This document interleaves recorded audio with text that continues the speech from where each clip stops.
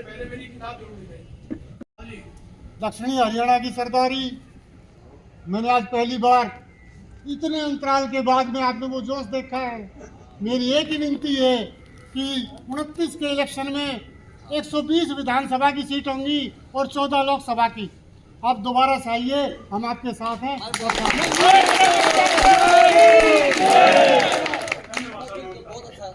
बहुत बढ़िया। आज आपसे मुलाकात हुई और आपकी बात सुन के अच्छा लगा है और अब हम इसको अभियान को आगे बढ़ाएंगे और 29 में कर देंगे। कार्यकर्ता नहीं, मेरे साथी हैं जी, सारे साथी हैं। इन्होंने और हमने मिलकर के सारे संघर्ष साथ किए और साल में 2 बार मैं अपने साथियों से मिलता ही हूँ, एक सकरात और एक जन्माष्टमी। और ये आज 77वां मौका था जब हम इस तरह से आपस में मिले।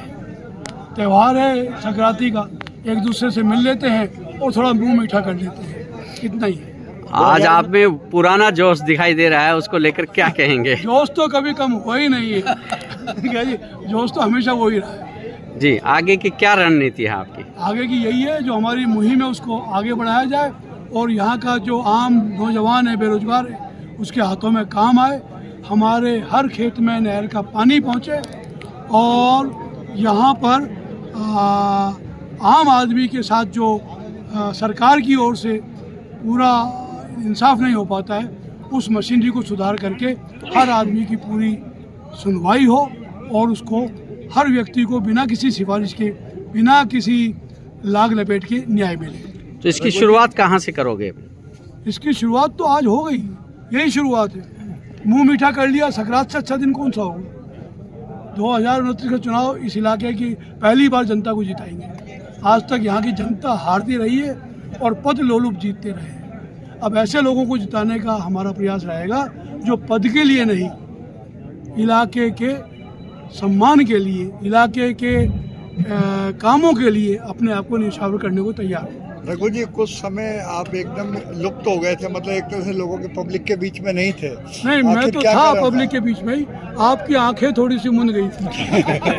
आप कहते कि जो ये विधायक है बीजेपी की वजह से जीत गए, वैसे नहीं जीत पाए। कैसे विधायक है जो ये ऐसी बीजेपी की वजह से? लोग बीजेपी को वोट देना चाहते थे, जिसके पास भी वो टिकट थी उसी तरफ लोगों ने वोट दे दिया।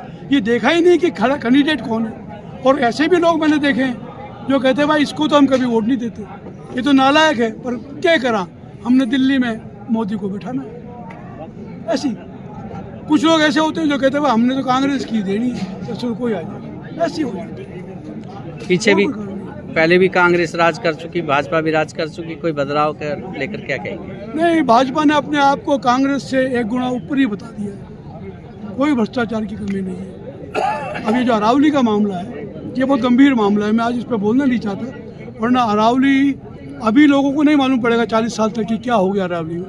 लेकिन अरावली में जो नुकसान होने जा रहा है वो हमारी आने वाली पीढ़ियाँ भुगतेंगी। अरावली की वजह से ही ये हरियाली और ये वातावरण, ये मौसम बने हुए हैं। और मैं तो सिंधु थाले पे मैंने काम किया है, सिंधु नदी और उसकी सहायक नदियों पर। जो सिंधु थाले का पूरा भूगोल है वो अरावली और हिमालय ने बनाया है। हिमालय तो कल का पहाड़ है जो अभी ऊंचा उठ रहा है, अभी हिमालय पूरी तरह से बना नहीं है, हिमालय तो अभी ऊंचाई ले रहा है। अरावली तो सबसे प्राचीन, एशिया की सबसे पुरानी पर्वत श्रृंखला है। और ये आबू रोड से लेकर रायसीना हिल दिल्ली तक, यमुना के किनारे तक जो इधर का क्षेत्र है उसको इसने मरुस्थल बनने से रोका है। अरावली की वजह से सभी नदियाँ बह रही है। सिंधु थाला अरावली की ही देन है, तो ये अच्छा बात नहीं है। अब राजस्थान में भाजपा, हरियाणा में भाजपा है। आप भिवाड़ी और रेवाड़ी धारूहेड़ा की क्या बात कर रहे हैं? पंजाब और हरियाणा में भी सेम ऐसी सरकारें रही हैं। केंद्र में तो यही, पर पंजाब में भी इनकी सरकार रही और हरियाणा में भी रही। क्या किया वो तो हरियाणा वाले सब जानते ही हैं, इसमें मेरे को कुछ कहने की जरूरत ही नहीं। आपने भी शत्रुघ्न पे काफी लड़ाई लड़ी है। हाँ, हम तो चाहते ही हैं, हमारा तो आज भी वही है और ये लड़ाई तब तक जारी रहेगी जब तक कि इस अहीरवाल के इस क्षेत्र के हर खेत में नहर का पानी नहीं पहुंच जाता। अभी हाल ही में चुनाव की घोषणा हो रही है नगर परिषद का, उसको लेकर आप किस तरीके से देख रहे हैं? ये नगर का चुनाव है, नगरवासी जो फैसला करेंगे हम उनके साथ हैं। ठीक है।